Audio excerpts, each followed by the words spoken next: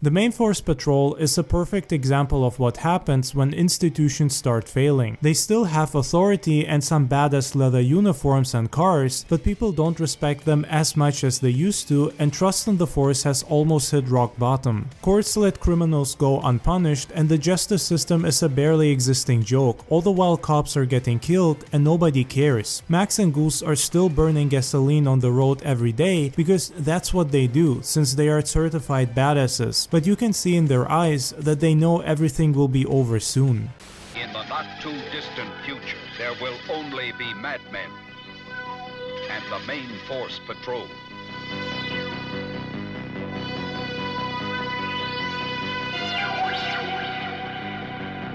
I feel like that's law enforcement in a lot of places right now. Underfunded, overworked, caught between communities that don't trust them and governments that don't support them. The way the movie handles society falling apart feels closer to the modern world than most polished dystopian films. There is no big speech explaining the downfall or history lesson. Everything is implied through empty landscapes, gutted buildings, and people who act like they've been surviving crisis after crisis for years.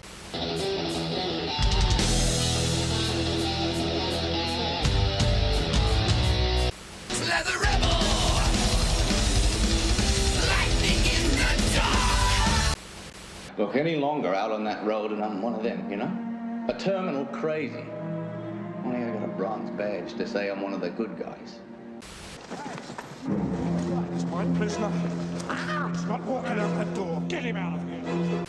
Okay. So long as the paperwork's clean, you boys can do what you like out there.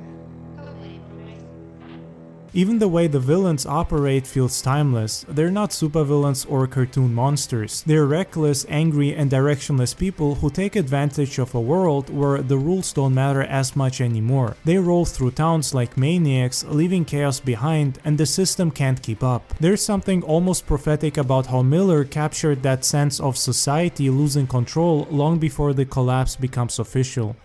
Jesus Christ, you're not going to let him walk out the door, Fifi. That's exactly what you're going to do. Shut up. I'll tell you. Keep He sings and I tap dance. Okay, The court. This man is grossly offensive. Toecutter and his gang just roam around the highways, terrorizing people because they can. The Knight Rider broadcasts his joyride over the radio like he's hosting a show while Max chases him to his death. That's performative violence for an audience, almost like live streaming destruction. We've got people now who commit crimes specifically to film them. They treat violence like content and will do anything for some views and skip further and further into degeneracy and brain rot.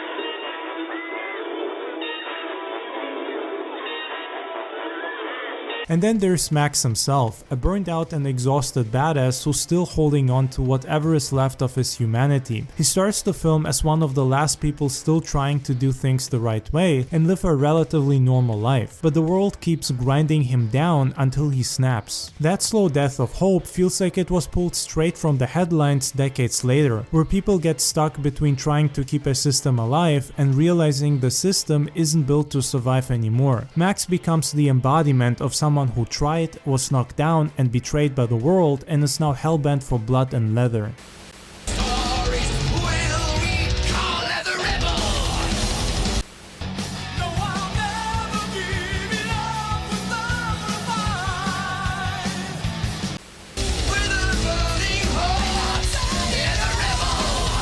The film's style contributes a lot to the atmosphere and the feeling of hopelessness. The silent dusty roads, the patched together leather gear, which honestly looks so damn cool, the loud engines or the empty landscapes, it all creates this atmosphere of isolation. It's not the future full of neon and chrome like you see in a cyberpunk setting or Terminator. It's the future where everyone's just doing whatever they can to get through another day. And the reliance on vehicles, fuel, and violent territory control ends up echoing real-world problems problems more than the filmmakers probably expected. We already have plenty of oil shortages, climate breakdowns due to climate change, and rising tensions. The movie caught all of it before those things became as relevant as they are now. There's something about the way Mad Max shows the world ending not with one big event, but with a long, quiet collapse that makes it feel so close to home now. People don't believe in heroes anymore. Well, damn them! You and me, Max. We're gonna give it back to heroes.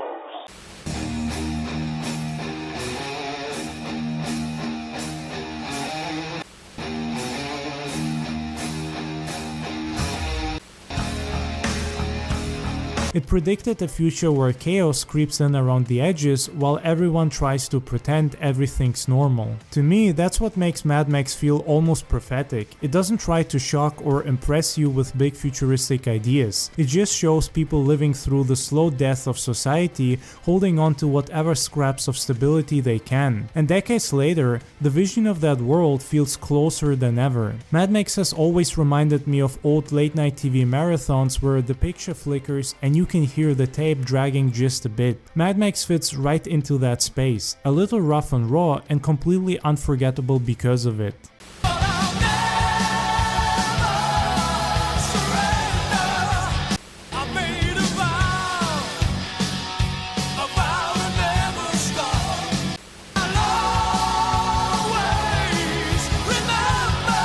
Whenever I go back to the original Mad Max, I'm always struck by how much it feels less like a movie from the late 70s and more like a warning taped over on some forgotten cassette. There's a rawness to it that hits different now, like George Miller was sketching out a version of the future that ended up landing way closer to reality than anyone expected. It's not some shiny sci-fi adventure or stylish dystopia, but burned out highways and a society stretched extremely thin.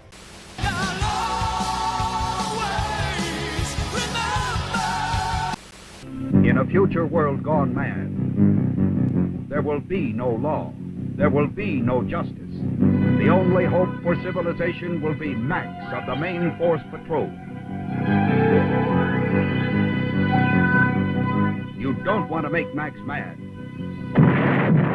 Mad Max, the maximum force of the future.